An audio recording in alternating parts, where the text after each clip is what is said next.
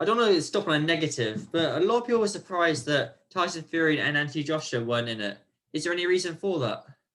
Well, I mean, it's common knowledge that both them guys are involved in EA Sport in the UFC. So obviously that's the reason why them two aren't announced in the game.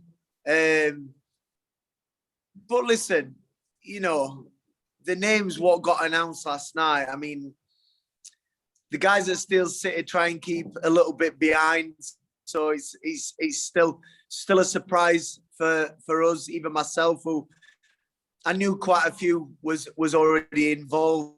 What were going to be announced, I still a few names back. I wasn't aware of, and I understand that people are crying out for these big names, you know, such as like your Anthony Joshua, your Tyson Fury, your Mike Tyson. I was looking down the comments of the sides, and you know, obviously they were all talking about the current legends and being in the game. It's so difficult because it's not like you've got to speak to the individual fighters or the individual fighters' agents or solicitors, you know, to get the fighters involved, to agree to be involved in the game. And I think what Steel City guys have done to today, they've done an amazing job. You know, you know, everybody's saying that the roster is better than any other